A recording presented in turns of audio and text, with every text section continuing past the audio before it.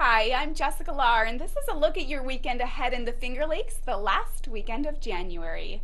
Friday will be breezy with a 50% chance of snow showers and a high near 30. Then, after a slight chance of a morning snow shower on Saturday, things will warm up with an afternoon high expected to reach the upper 30s. Then Sunday will provide a warm finish to what has already been an abnormally mild January with a high temperature near 50 degrees under cloudy skies. It sounds like a great chance to get a really early jump on your spring yard work. For the complete forecast and live radar, visit our Weather Center online at fingerlakes1.com or on the free Finger Lakes One Android or iPhone app.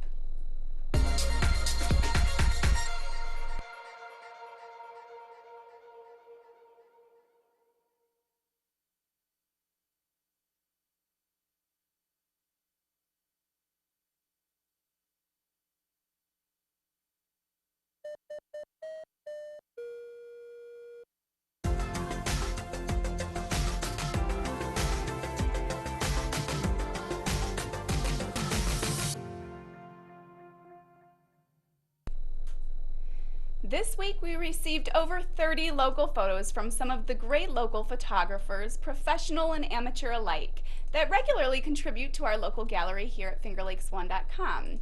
Here are our top 5 local photos of the week as selected by our staff here at fingerlakes1.com. Kicking us off at number 5, Lori Dirks captured this unique photo of snowflakes on the back of a fox with her macro lens last Thursday while on a walk in Ontario. At number 4, Janet Aiken shares this shot of a blue jay having an afternoon snack late last Thursday in Seneca Castle. Coming in at number 3, Diane Dersch visited the lower falls at Teganic State Park late last week, where the falls still had some water flowing through the ice.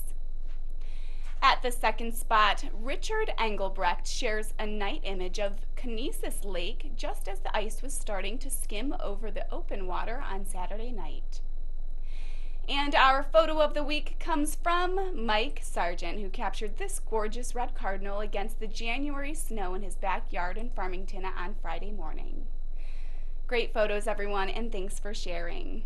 On Sunday, Rachel Burkholder took a hike along the Rim Trail at Watkins Glen State Park, where she proved the scenery in January is every bit as spectacular as the middle of summer or in the foliage of October. Here's a short gallery from the Glen.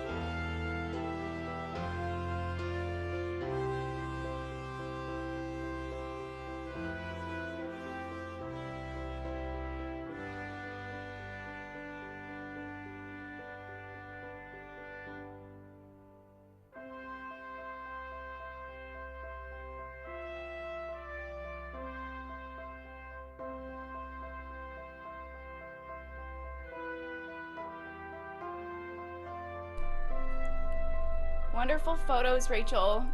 We sure hope you dressed warm. You can check out all these photos and many more and learn how to share your own local photos with our users here at fingerlakes1.com by visiting our local photos page on our homepage or app. Maybe you'll find your photo in next week's Top 5.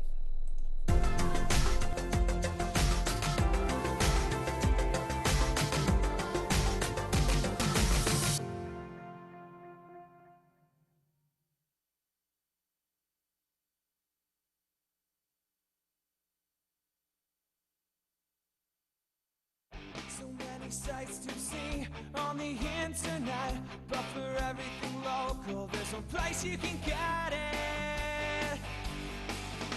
At fingerlakes1.com. Come on over to fingerlakes1.com. Like us your homepage. News, weather, sports, and fun. Log on to Finger Lakes One.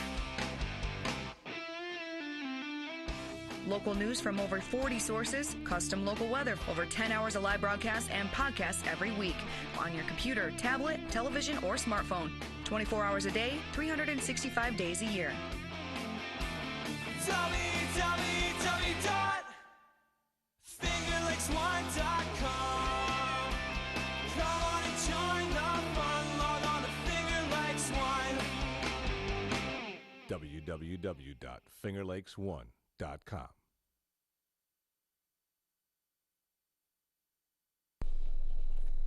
The last weekend of January is upon us, and here are our top 5 Finger Lakes weekend event options. Kicking things off at number 5, the Montour Falls Fire Department is hosting a casino night Saturday from 7 to 11:30. Turkey and ham raffles, a $500 grand prize, games of chance, bingo, food, and fun are all in store. Tickets will be available at the door, and all are welcome at this chance to support your local firefighters. Next at number 4, Have a Wedding in Your Future. The 8th annual bridal show hosted by Glenora Wine Cellars in Dundee is Sunday from 12 to 3.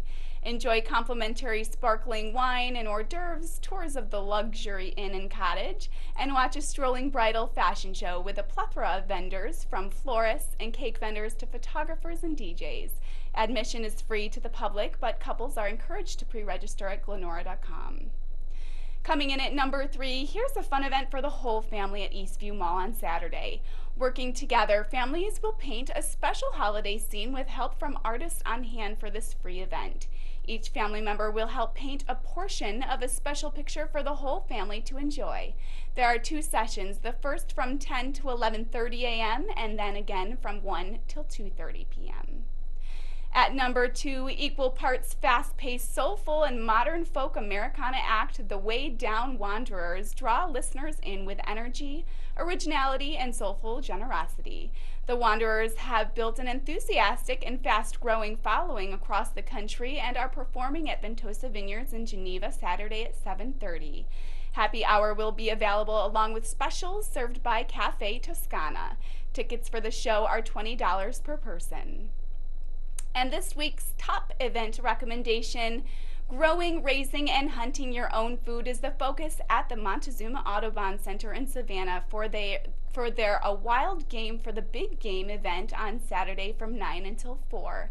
The morning session will highlight the proper way to harvest and store wild game, and in the afternoon you'll learn proper cooking techniques shared by wild game chefs who have fun recipes to serve at next weekend's Super Bowl party. Prepaid reservations are required and can be made by calling 315-365-3588. So don't let the midwinter blues get you down. Head out and enjoy everything the Finger Lakes has to offer this weekend.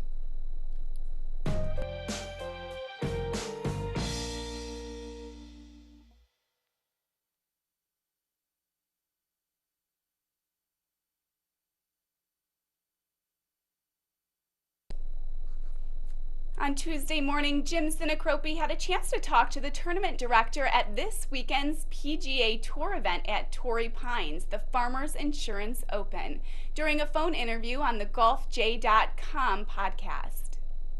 There's just one more question Okay. I wanted to ask you. Sure.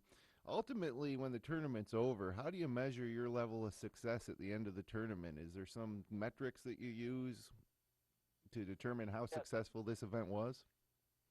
certainly. I mean, obviously, for us as a 501c3 nonprofit with the net proceeds benefiting significant charities, we measure the impact on the charities within our community, the economic impact, the rooms that we were able to drive, and then for our title sponsor in Farmers, you look at the value that you created on TV. So with that is not only, it goes beyond the TV rating, but how the brand was presented on TV and the logo placement, whether it's in broadcast or on site, whether it's the logo mesh, the T markers, the caddy bibs, the pin flags, all of those, we watch the telecast and you just make sure strategically you've got the tournament sponsors, the title sponsors brand placement so that they're maximizing the value of their investment with us so they continue beyond 2013, 2019, which is the term of the current relationship with Farmers. Does the sponsor watch this with you, or do they give you their feedback on what they think about the sponsor placements? So yes, we coordinate with our title sponsors agency. We watch the telecast and we all put together notes, and you look at those opportunities, and obviously you have to do it within the guidelines of the PGA Tour and the competition. So the best way to delineate or to separate our role versus the PGA Tour's role is that the PGA Tour is responsible for everything inside the ropes, and we're responsible for everything that goes on outside the ropes.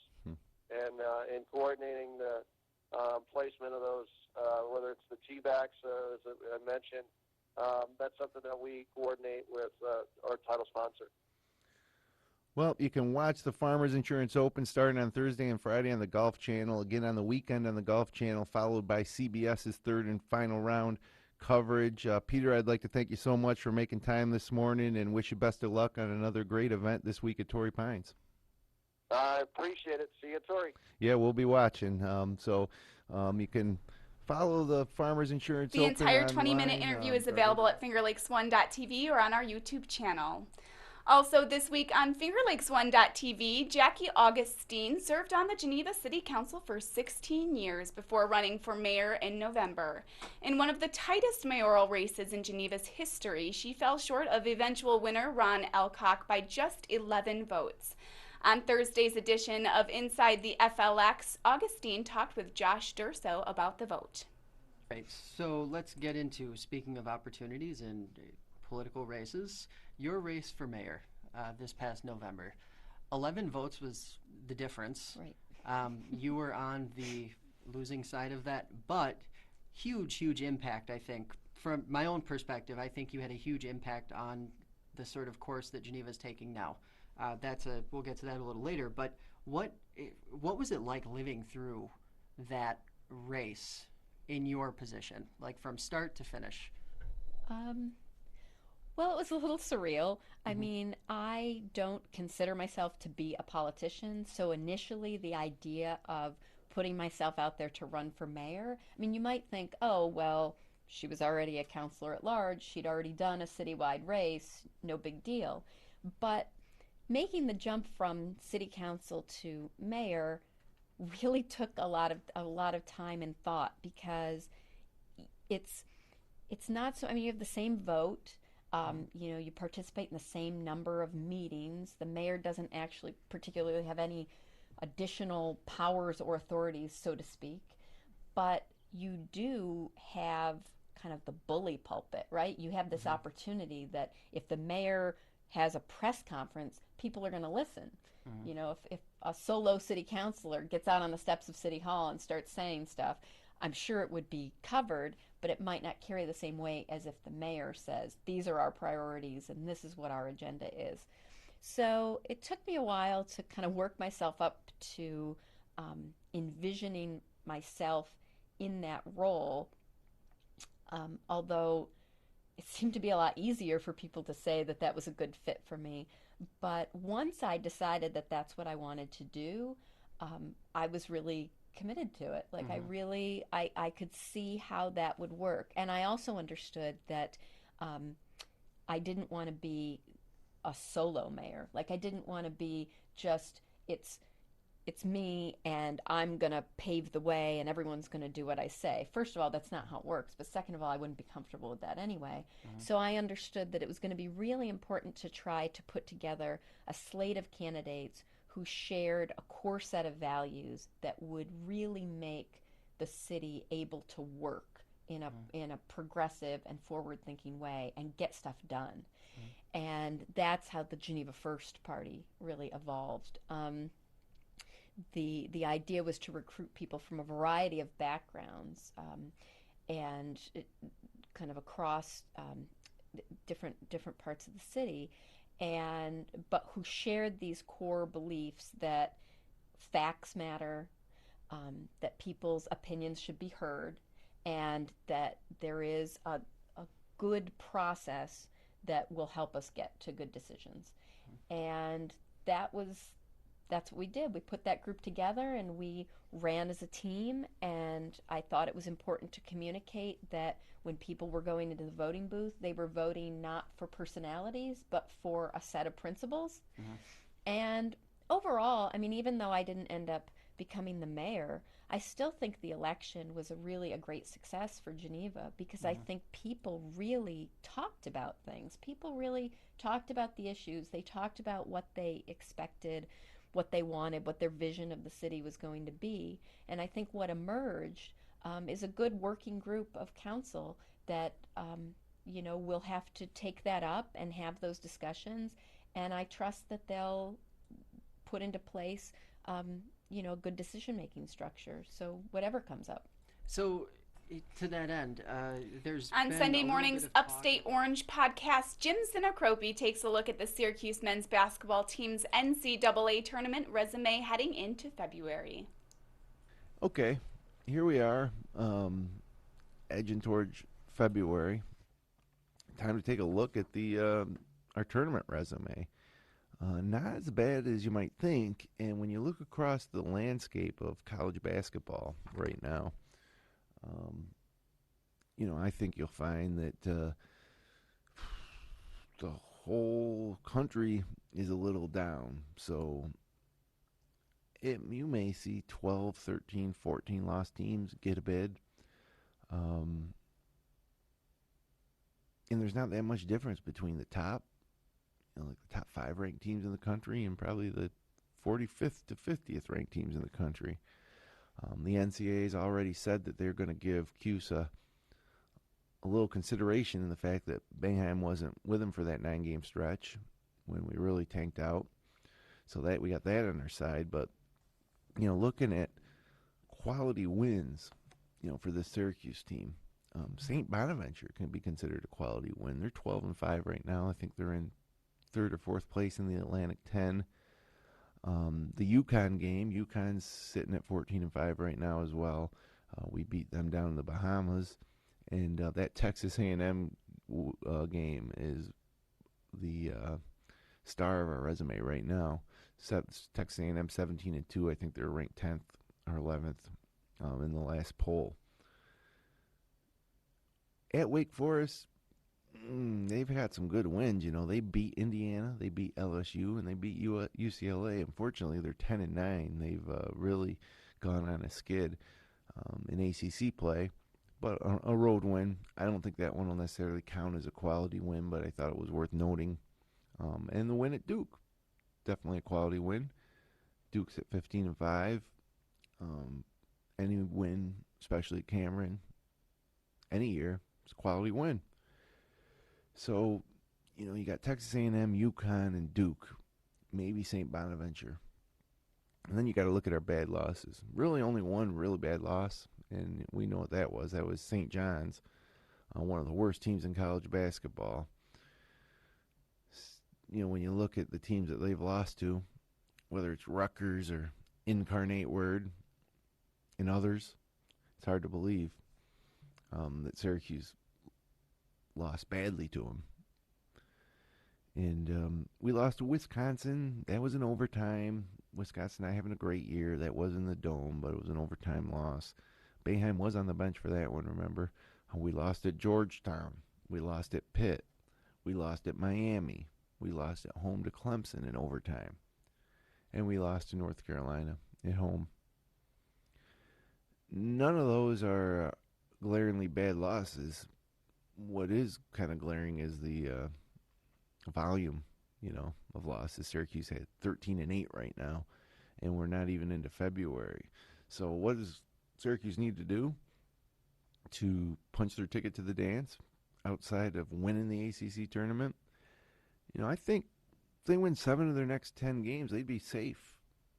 We'd be 20-11 at that point heading into the ACC tournament, and it would be. I don't think you're going to see any 20-win teams not make it this year. I think Syracuse might be okay with 19 wins, but if I want to take a look here at what it would take to win 7 of our next 10 games, starts out Thursday night at Notre Dame at home in the Dome there, 7 o'clock start, game that we can win. Then Georgia Tech at home, a game we better win. Virginia Tech at home, a game we better win, although they're not playing bad. And Florida State at home. We should win all 4 of those games. So now, if we do take care of business at home and win 4 straight, maybe I'm asking a lot from this team to think that those are 4 games that we should win. But, at that point, if we win 4 of those games, then we only need to win to get that 7-10 mark. We would just need to win 3 of the next 6, and it does get tougher. At Boston College, I wouldn't consider that tougher. But then we go at Louisville. Then we get Pitt at home. We get NC State at home. And then at the Tar Heels at the Dean Dome against North Carolina. And then at Florida State. So that slate, when I say win 7-10, geez, let's look at the ones that are probably definitely a loss. And none of them, really are definitely a loss. But let's say that North Carolina being a top 10 team at their place, that's a loss. Okay. Where are the other 2 losses? At Louisville, probably underdogs there. Pitt at home might be tough. At Florida State, maybe. Look, we can do this easy enough. 7-10, rest of the way, and we're in the tournament. 6 of 10, we're probably in the tournament. So, big win at Duke, no doubt. Virginia would have been icing on the cake, but we're okay as long as we don't stumble. As long as I could even see us losing to Notre Dame and winning 7-10 during that stretch, but let's not lose to Georgia Tech. Let's not lose to Virginia Tech. Let's not lose at Boston College. Let's not lose to Florida State. Come on. We're Syracuse. And speaking of that we're Syracuse, Pearl Washington, Syracuse legendary point guard, my hero is a young man. Really the player who put the Dome on the map. Has had a little setback in his battle with brain cancer. And right now he needs help. He needs some money. He's trying to raise $62,000 on GoFundMe. So you can go to GoFundMe.com/PearlWashington if you'd like to donate. I donated $31. A lot of people donated $31. Of course, Pearl's number. And I think they're over halfway to the goal of $62,000. So if you could log on to GoFundMe and make a donation to the Pearl for all he's done for Syracuse fans. Be sure to check back at FingerLakes1.com for the latest weather forecast and local news throughout the weekend. For everyone here at FingerLakes1.com, I'm Jessica Lahr, hoping you have a fantastic weekend here in the Finger Lakes.